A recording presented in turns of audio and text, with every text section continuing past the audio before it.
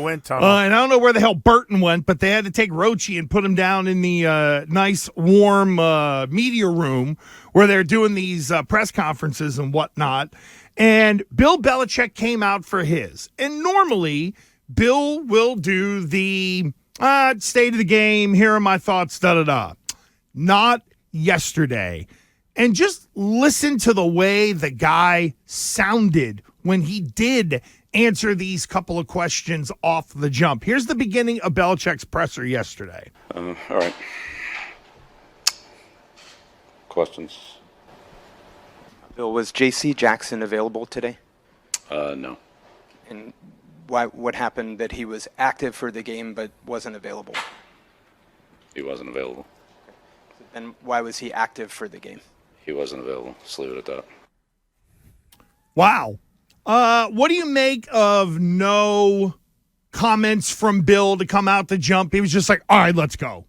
Yeah, I didn't. That threw me for a loop because usually what he tries to do is he comes out, he tries to answer the questions before they're asked, so he could answer them his way, and then when you ask him the question, he could say, "I just answered that." Yep. That's usually the formula. This time he just says, "What do you want?" Right? Like this, like whatever. And I think everyone was kind of like shocked a little bit because they're not used to, they're used to waiting for him. So as far as his tone, listen, man, I think it's been getting worse every single Sunday. Every Sunday he sounds worse. He looks more irritated. He comes to the podium later and later each time. There's more and more issues, I feel like you mentioned, off the field that he has to deal with. So I just don't know. He just looks like it's finally catching up to him is how I feel. You know what it is? Last night sounded like, for the first time, it was almost like an acceptance of fate, I guess is the best way I could put it. Not that Bill has ever been, Belichick's never been the most cheery guy. He's never the one that is going to hit you with all these kind of funnies and things like that. But there was almost like a level of resignation. That's what it is. It was almost like now even I know how this is going to end. And listen, overall, it wasn't a hideous performance yesterday. It really wasn't. Defensively, I thought they were competitive. Offensively, there was a little bit of signs of life. I do think what people need to remember is that Zappi's had two short fields to be able to get some scores in both of these last two games. Whereas a couple of weeks ago, it just didn't look right and it was a disaster. Last 2 weeks, you get short fields. You end up getting some points out of it. The defense was able to help along the way. There just isn't enough there offensively, but most teams would go against Kansas City, who had 3 wins on the year, and would get beat by 25 points or 30 points or something like that. They should have. They should have. They easily should have been a 28. I thought it was going to be 21 points. It could have been 35-17 if they ran it in easily. late. No, not even that. Even just, I would say the Chiefs' offense is all messed up. There's a lot going on there. Guys dropping balls left and right. Kelsey dropping by Tony again with a drop that led to points. And they need to figure some stuff out. Like, they need to get it together because they easily could be more dominant, and they're not. So I almost feel like, based on everything, you got lucky that they're scuffling a little bit on their own right, because that's not a good team right now. That's not an offense that's hitting on all cylinders, not by the slightest.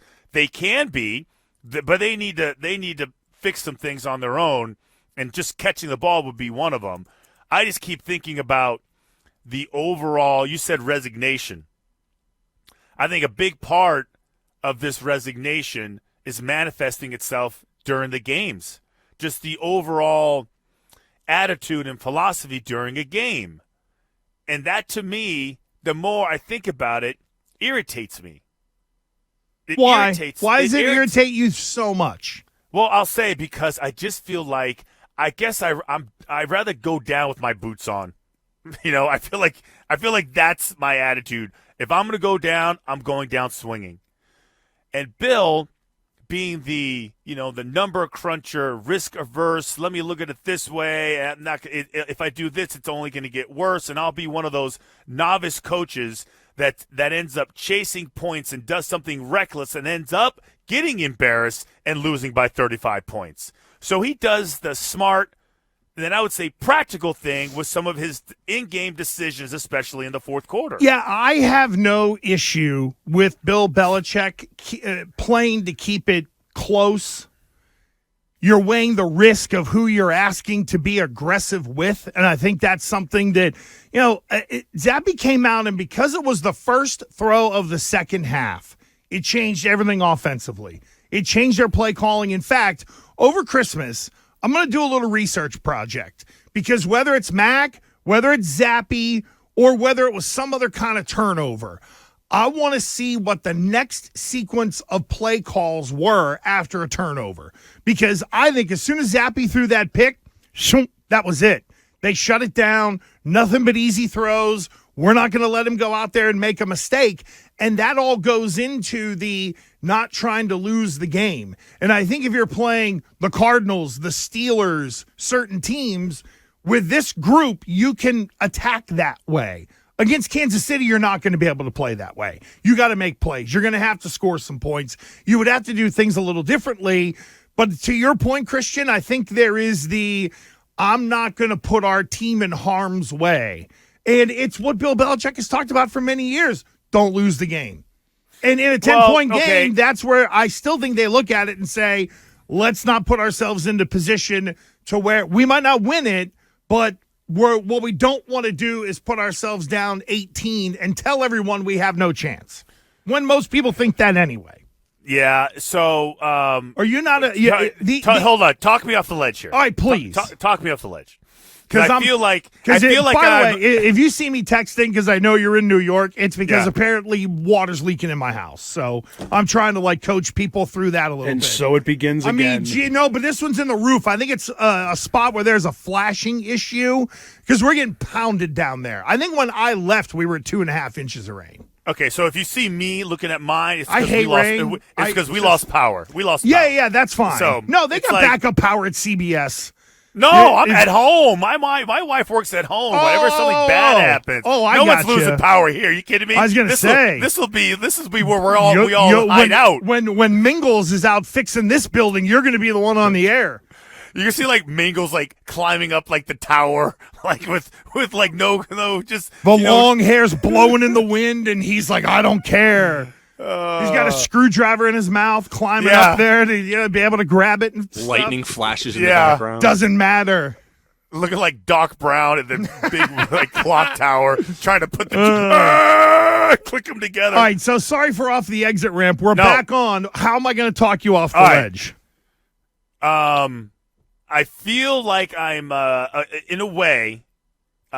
This is the whole Penn State question to. Penn State football coach James Franklin, where some guy had, hey, don't you just want to throw it deep sometimes and just tell your guy to go up and catch it? Don't you want to tell him just to go up and catch it? And he's like, no, I would never do that. That's stupid. Right. Why would I just throw it up in the air and just hope? No. Oh, yeah, the James Franklin. Yeah. The whole, why would I do that? Why not just throw a 50-50 ball? That's what I do in Madden, and it works. Yeah. I look at it. I just look at it. Because I feel like that's kind of where I'm at. Because in a way, I'm sitting there thinking about what the situation was, why he was. Because his excuse was for not going for it on a couple fourth down and punting it instead of going for it. He claimed, based on the situation, based on the injuries, we didn't think it was a good idea. Right? He said, at one point they lost 3 starters. They were worried about pass protection, worried about being able to execute in that situation. Felt like they were playing good defense, get the ball back on a turner, blah, blah, blah. That's when Vidarian Lowe went in. You're like, oh, boy. I don't know. They're just – and then even the lack of urgency, it didn't seem like they cared or believed they could win. Maybe that's what it is. It didn't feel – like they thought they could win, so why push an already precarious situation where the rate of return is pretty low and the risk is high. There you go. I'm just going to play it clean because I don't want to get blown out by 40 points. And it's also where you can very realistically argue why you don't go it on 4th and 2 and why you punt is off of the point that I made earlier. In the last 2 weeks, you've been the beneficiary of getting turnovers in your own end in points. And if you know offensively you've got nothing working, then the field position then does matter. And even though it feels like it's coming across as passive, what is your best opportunity to either stay in the game or try to get points? Punt it and hope your defense makes a play, or rely on your offense on 4th and 2, where then you're going to put your defense in a bad spot once again. Like, to me, in a situation like we're talking about, Christian, where you punt on 4th and 2, you're helping the defense save themselves in a way, because you go for it on 4th and 2, you don't get it. And it's like, all right, defense, here you go. We put you in another crap position again. Go out there and find a way to stop them, which this team has been halfway decent at this year. So I think there is a legitimate field position argument that can be made in this instance, because if you don't get it with this offense, you're really not going to have a lot of chances to score. And the missed field goals are another thing as well. Like, for as good as Bryce Behringer's been, Ryland. Thank you. Chad Ryland has been arguably just as bad. It's been. I haven't checked on our boy. It's an adventure. Nick Folk, and see what his record is since he's been gone with Tennessee. But I'm assuming it's better than Ryland. Yeah. Let me. I can check that out. But has Nick Folk kicked the 50-yarder? And again, I don't disagree with the strategy from Belichick. I mean, the kid has just come in and not performed. But we were sitting there last year going, boy, it'd be nice to have a modern kicker to where you can try one from over 50 plus, and you're not going to feel like it's going to be an automatic miss. So this year, let's see. Trying to find the regular season. 27 of 28, yep, 4 of 5 from 50 plus. 27 of 28, 9 of 9, 20 to 29, 8 of 8, 30 to 39, 6 of 6, 40 to 49, 4 of 5, 50 plus. But the long is only 53. So, yeah, again, I don't know. It's still a long field goal, but I understood the thought process from the coaches in New England. It just happens to be that the kids missing the ones that Folk would have been automatic on. I don't know. It just seems like, they were real careful not to make a bad situation worse. That's right. It's like Taylor Swift's in the building. Don't want to embarrass myself in front of Taylor Swift. She may not come back here again. Maybe they feel like this place is jinked. Well, Christian, if you're Bill Belichick, don't you still have to be able to answer to your defense? And that's why. What do you mean? No, how? No, meaning answer to the defense, as in you try to go for it on 4th and 2. In the second half, there was no reason for the offense to be trying really anything on a down like that, where you would call that you would feel, oh boy, we really got a chance here. So do you just put the defense in a bad spot again and tell them, sorry boys, go save the day? Or do you kick it and give those guys a chance and let them feel like they have a chance to stop, I don't know, the best quarterback in the NFL? You know what we're doing? We're having a reverse discussion of what we've had for a decade here before, of teams who would be going against Brady or whatever, and they'd be like, we need the field position, make them earn it type deal, da-da-da. This feels like a conversation we would have had of the way another team would have reacted to the 17 team or something. So Kansas City punts the ball. They get the ball on like the -1. I mean, like and then you got to run a quarterback sneak. Great job on that by Kansas City. Yeah, that was. Well done, boys. Well done. And then why go for it on 4th and 4? Why even do it? Think about all the bad things. It felt like he was worried about optics. It felt like he was worried about the way things looked. It felt like he was protecting the shield, protecting the logo. It's like it's gotten bad. Like, hey, make sure hopefully Andy Reid has pity on us. And he did. That to me, listen, you call it a respect thing. I just saw Dan Campbell the other day on Saturday roll up a bunch of points on his mentor, Sean Payton, on the Denver Broncos. Didn't care. Sean Payton says, well, you know, what am I going to do? It's football. You know, good for him. I taught him well, so to speak. Maybe it's a different situation because these guys go against each other and they were never on each other's staff. No, I'll tell you what it is. Let me give you a theory because you've been on championship teams. I think that's the difference between teams that have and haven't won something. Meaning Belichick has been in a situation competitively with Reed over the years where it wasn't what you were describing, which was Detroit's trying to break through. Sean Payton will know the essence of why Dan Campbell did what he did because he's trying to teach his team the lessons of here's what you have to do to be able to win. And I think in Bill's instance, it's a championship coach. There clearly isn't a championship team.